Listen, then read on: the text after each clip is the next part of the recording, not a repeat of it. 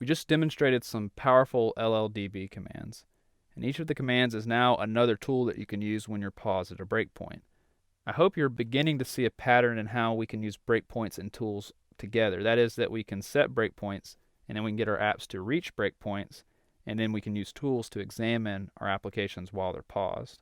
But there are also some other interesting ways that we can edit the very nature of a breakpoint so that it doesn't necessarily pause an application. For example, we can modify breakpoints so that they only pause in certain circumstances, like only pause after the 10th bug is created instead of just the first bug. Or we can make breakpoints that don't pause the applications at all. Instead, they can perform some behavior and then just let the application continue running. For instance, don't pause, play a sound. To achieve these kinds of behaviors, we'll use breakpoint actions, and specifically that's what breakpoint actions are. They're behaviors that are triggered when a breakpoint is reached. So to demonstrate, I'm going to start in the Breakpoint Navigator. And right now we have no breakpoints. I've removed the ones that we had. But let's add one for the Add Bug to View. There we go. So now it shows up. And if we right-click a breakpoint, then a context menu pops up, and we can select this option to edit the breakpoint. And here's where the fun happens. But before we add an action or a breakpoint action, let's work with the other fields first. So we see this condition field at the top, and this allows us to specify a condition that must be true in order for a breakpoint to be active. So for this breakpoint, let's specify that the count of the bugs array must be greater than 3 before the breakpoint is triggered. And to do this, I'll type in the expression bugs.count is greater than 3, and we'll hit enter. And let's go ahead and run the application. And stopped. And if we look down in bugs, we can see that we have 4 image views. So the bugs are greater than 3, and our breakpoint has now been triggered. So let's stop this and go back and edit our breakpoint again. And I'll clear the condition, and this time let's set the ignore times before stopping value. We'll make it 2. And rerun the app, tap the screen. And there we go. It ignored it the first 2 times and created 2 bugs. And now we're on the 3rd iteration through and about to create our 3rd bug. Let's stop this one more time. Go back to the Breakpoint Navigator and edit again. So we'll make sure this is 0. And this time let's select this checkbox that says automatically continue after evaluating actions. And we'll run this again. And when we click it, it appears that the breakpoint has been skipped. However, that's not exactly the case. It only looks like the breakpoint's being skipped. What's happening is because there are no breakpoint actions specified, the breakpoint was triggered, but then immediately evaluated 0 actions and continued.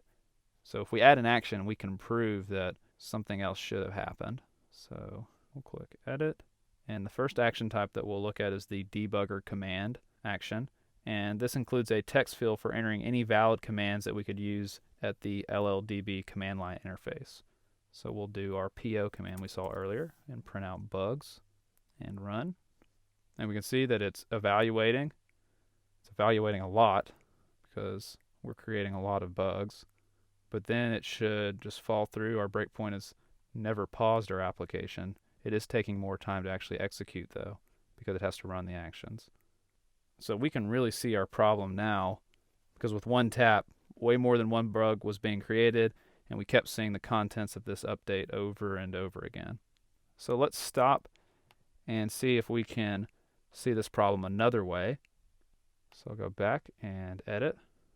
And this time, we're going to add a new breakpoint action. So we can click the plus, and let's choose sound, and we'll keep it this default bottle sound.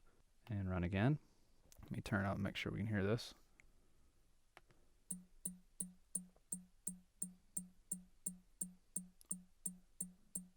And now we can hear the problem too. So each time a bug was added to the view, the breakpoint was triggered and our sound played. And you can actually even add your own custom sounds instead of the default ones. And I've included a link in the instructor notes if you're interested. So let's stop this one more time and talk about the remaining actions that we haven't looked at yet. I'm not going to show examples for each of the actions because some of them are outside the scope of this class, but there are additional resources in the instructor notes that can guide you through using them. So in the Breakpoint Editor, which we see here, we'll add one more action. And here at the top, we see AppleScript. And what an AppleScript action is going to allow you to do is run an AppleScript script when the breakpoint is hit. The next one is capture a GPU frame, and this does exactly what it says, and it can be useful if you're debugging applications using OpenGL or something like using SpriteKit. Then we have the log message, which will either log a message to the console or we can actually speak it back to us. But I'll admit that having the computer speak back to you can feel a little bit like Space Odyssey. And then the last action is the shell command. And similar to the AppleScript action, this allows you to run a shell script when the breakpoint is reached. And one way this can be really useful is for an app that might need to clear the local database records each time the app is run in the simulator. So instead of doing this manually, you can set a breakpoint and actually run a script that clears the local database for you. And really, there are endless possibilities with what you could do with this, so I'd encourage you to experiment with them yourself in your own projects. And if you like, there's another cool thing we can do here.